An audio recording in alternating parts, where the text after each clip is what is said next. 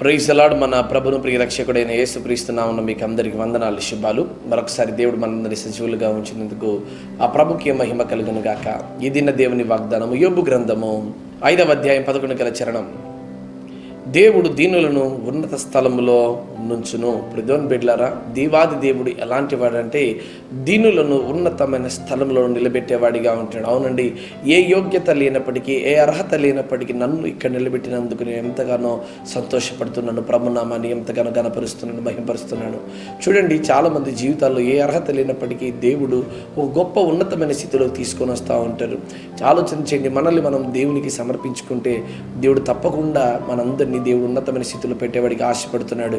ఆయనకి ఏంటి తెలుసా, తన బిడ్డలు ఎప్పుడు కూడా తలగానే ఉండాలని ఆశ, కానీ తోకగా ఉండడానికి ఆయన ఎంత మాత్రం ఇష్టపడాడు. ప్రధాన బిడ్డలారా, అబ్రహాము గారిని దేవుడు పిలిచిన దేవుడు నిన్ను కూడా పిలుస్తుంటున్నాడు. పౌలు గారు అంటున్నారు, హింసకుడను, దూషకుడను, హానికరుడైన నన్ను దేవుడు ఈ రీతిగా పట్టుకొని ఒక గొప్ప ఉన్నతమైన స్థితిలో పెట్టాడంటే ఇది నా వలన కలిగినది కాదు, దేవుని యొక్క కృపావరమే అని. నిజంగా అండి, ఈరోజు మనం ఏ స్థితిలో ఉంటున్నామో ఒకసారి ఆలోచన చేయాలా. ఒకప్పుడు మనల్ని ఎవరు ప్రేమించేవారు కాదు, మనల్ని ఎవరు గౌరవించేవారు కాదు, కానీ ఈ దినాన మనల్ని ఎంతమంది ప్రేమిస్తున్నారు, ఎంతమంది గౌరవపరుస్తున్నారంటే కేవలం దేవుని యొక్క మహాకృప.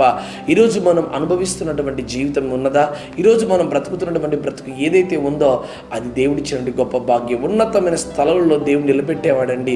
ఇదిగో పారిపోయినటువంటి స్థితి కనబడతా ఉంది యాకోబు జీవితం. అయితే యాకోబు ఎక్కడ పారిపోయాడో మరలా తిరిగి తీసుకొని వచ్చి ఇజ్రాయేలుగా దేవుడు నిలబెట్టాడండి.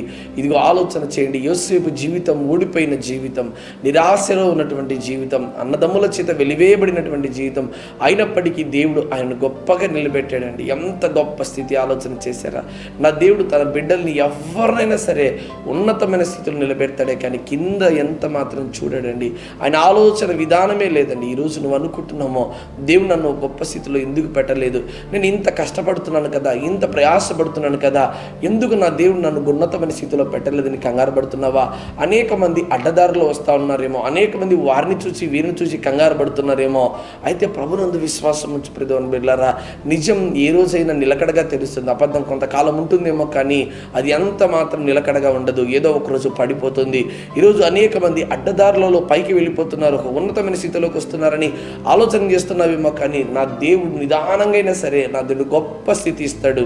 అబ్రహాము గారి జీవితంలో ఇదిగో సంతానం లేదు, కానీ ఆలోచన చేశాడు, ఓర్పు పట్టాడు, నిరీక్షణగా ఉన్నాడు. అందుకే దేవుడు ఈరోజు అబ్రహాము గారి జీవితంలో ఒక గొప్ప సంతానం ఇచ్చాడు. ప్రధాన బిడ్డలారా, ఈరోజు నా జీవితంలో కూడా దేవుని యందు విశ్వాసం ఉంచగలిగితే దేవుడు మరిన్ని గొప్ప కార్యాలు చేస్తాడు, మరిన్ని గొప్ప దీవెనలు తన బిడ్డల జీవితంలో అనుగ్రహిస్తాడు. అటు దీవెన ఆశీర్వాదం దేవుడు తన బిడ్డలకు దయచేయును గాక. ఆమేన్.